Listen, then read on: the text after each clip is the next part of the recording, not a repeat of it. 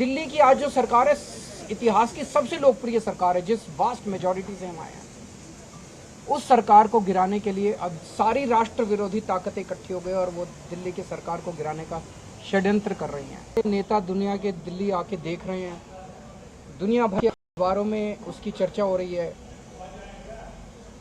ये पूरे देश के लिए, 130 करोड़ भारतवासियों के लिए गौरव की बात है, बहुत गर्व की बात है। सबका सीना चौड़ा हो जाता है जब देखते हैं कि न्यूयॉर्क टाइम्स के अंदर इतना शानदार आर्टिकल छपा, इस फलाने अखबार में इतना शानदार आर्टिकल छपा। जितनी राष्ट्र विरोधी ताकतें हैं जो नहीं चाहती कि भारत का विकास हो, जो नहीं चाहती कि भारत की तरक्की हो, वो सारी ताकतें अब इसे रोकना चाहती हैं। अभी तक छोटे मोटे तरीके से, जैसे मुझे सिंगापुर बुलाया, इन्होंने जाने नहीं दिया, लेकिन अब ये कह रहे हैं यार दिल्ली सरकार खत्म करो। अब ऐसी सारी राष्ट्र विरोधी ताकतें इकट्ठी हो गई हैं हमारे खिलाफ, दिल्ली की आम आदमी पार्टी की सरकार के खिलाफ।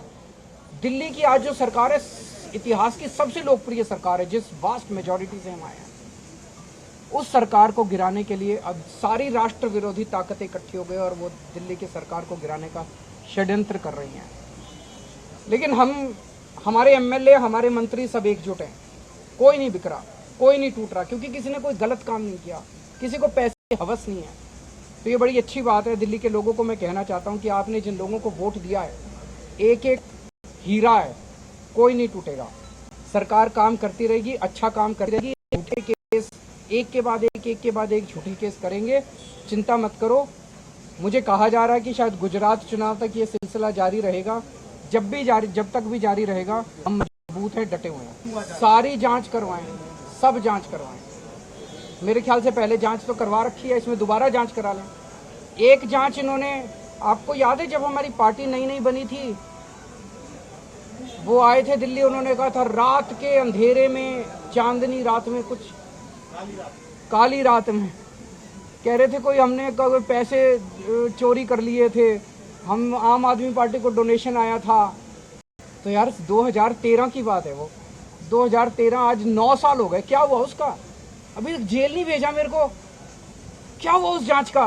कह रहे थे रात के अंधेरे में केजरीवाल ने पता नहीं किससे पैसे ले लिए। उस जांच का क्या हुआ?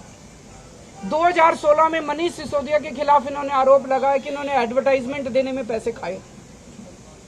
इनके घर सीबीआई की रेड पड़ी उस मामले में, 7 घंटे सीबीआई ने उनसे जांच क्वेश्चनिंग करी।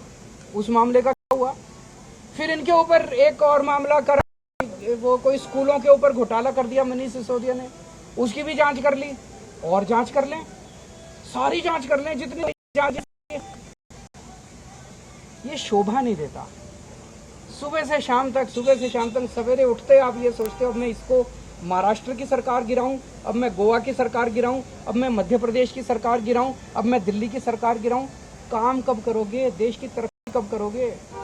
मतलब जिस तरह से ये एक के बाद एक सरकारों को गिराया जा रहा है, वो एक तरह से कहने का तरीका था। जिस तरह से सरकारों को गिराया जा रहा है, एक के बाद जनता सरकार चुनती है, किसी भी पार्टी की हो, पार्टी इंपॉर्टेंट नहीं है, जनता सरकार चुनती है। अगर आप जनता की चुनी हुई सरकार को गिराते हैं तो आप एक तरह से जनता के ऊपर हमला कर रहे हैं। जनता पसंद नहीं करती। और दूसरी चीज, ये पैसा कहां से? अभी तक हमने कैलकुलेट किया, इन लोगों ने शायद 277 एमएलए अभी तक छोड़ के इनकी पार्टी में गए हैं। 277 एमएलए। अगर 20-20 करोड़ रुपए भी लगाओ, वैसे तो हमें पता सुना था कि वहां 50 करोड़ दिए, वहां मान लो 20 भी लगाओ, तो 5,500 करोड़ रुपए से एमएलए खरीदे इन लोगों ने। 5,500 करोड़ रुपए कहां से आई ये पैसा? ये आपकी जेब से गया है, ये आपकी जेब से गया है। ये जो पेट्रोल महंगा हो रहा है ना, ये क्यों हो रहा है? ये सारा इधर ही जा रहा है। ये डीजल महंगा हो रहा है, क्यों रहा है? ये इनके दोस्तों के कर्जे माफ करने में जा रहा है। ये जो अभी जब महाराष्ट्र की सरकार गिरानी थी तो इन्होंने जीएसटी, छाछ पे, दही पे, दूध पे, गेहूं पे, चावल पे जीएसटी लगा दी। महाराष्ट्र की सरकार गिराने को पैसा चाहिए था। जनता को पीस के, जनता का खून चूस के अरबपति दोस्तों के कर्जे माफ किए जा रहे हैं और उनका एमएलए खरीदे जा रहे हैं।